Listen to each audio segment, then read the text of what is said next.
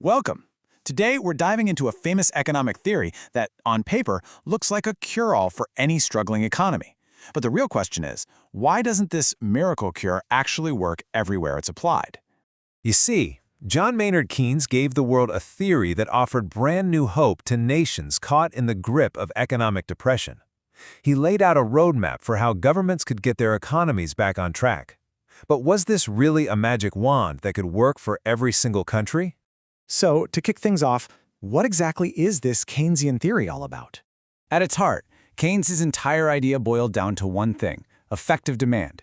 He argued that everything in an economy depends on the total demand for goods and services. Think of it as that perfect sweet spot, where the amount people want to buy exactly matches what companies are ready to sell. That single point, according to Keynes, is what determines how many jobs exist in an economy. It's actually a pretty simple chain reaction. The more demand there is, the more things get produced. The more things get produced, the more people get hired. And of course, the more people are working, the higher the nation's total income. So the next logical question is, how do you actually boost this demand? Well, there are two main levers you can pull. First, there's consumption. That's you and me, regular people, spending money. The other is investment. That's businesses putting money into new projects. To keep the whole economic engine running, you need at least one of these two things to be strong. And this is where we get to Keynes' most fascinating idea, the multiplier effect. Just think about it like this. Say the government spends $100 to build a road. That $100 becomes the income for a construction worker. That worker then spends 80 of those dollars at a local store. Now that $80 is the shopkeeper's income, and so on.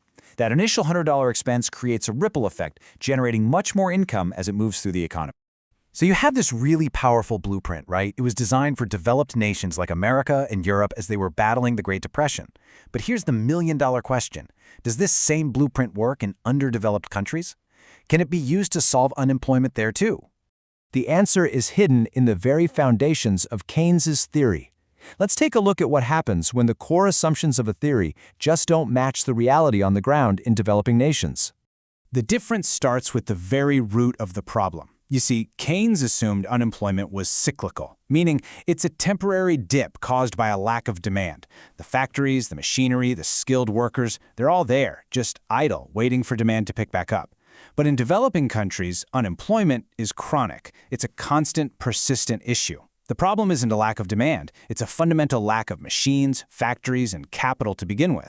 Keynes' theory was also built for a closed economy, one where foreign trade doesn't have a huge impact. But that's just not the reality for most developing countries. They are very much open economies, heavily dependent on exporting raw materials and importing essential machinery. And this is probably the biggest difference of all. In Keynes' model, there was excess capacity. Factories were just sitting there, ready to be switched on as soon as demand returned. But in underdeveloped nations, there often are no extra factories. You can't just flip a switch. You have to build the factory from scratch, which takes a whole lot of time and a whole lot of money.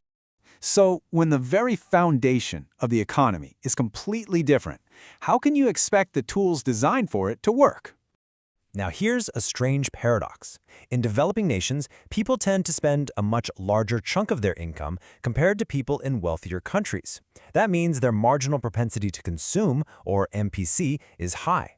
So according to the formula, the multiplier effect should be even more powerful there, right? A small investment should, in theory, generate a massive amount of income. But that's not what happens. Not at all. Because while the money comes into the economy, there's no way to quickly produce more stuff for people to buy. Why? Because the supply of goods is inelastic. It can't stretch to meet the new demand. Agriculture, often the largest sector, is stagnant.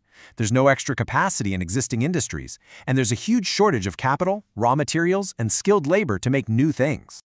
And the result of all this? You get a lot more money chasing the exact same amount of goods. This doesn't create jobs or increase production. It creates one thing and one thing only: inflation.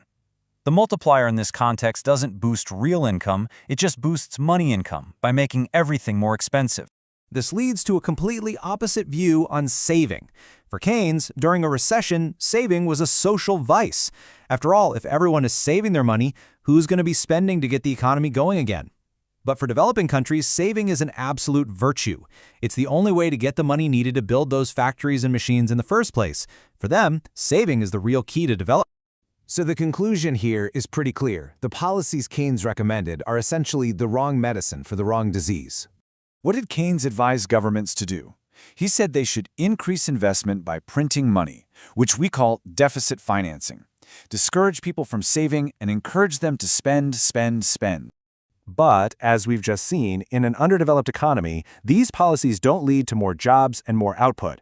All they do is pour gasoline on the fire of inflation. In the end, the renowned economist Dr. V.K.R.V. Rao really hit the nail on the head. He argued that for these nations, the old-fashioned prescription is still the best one. Work harder and save more. That, he said, is the real medicine for economic progress. So what's the big takeaway from all of this? It's that in economics, there is no single magic formula that works for everyone in every situation. Each country's needs, its foundations, and its problems are unique, and a policy that's a cure in one place can be a poison in another. It's something to think about.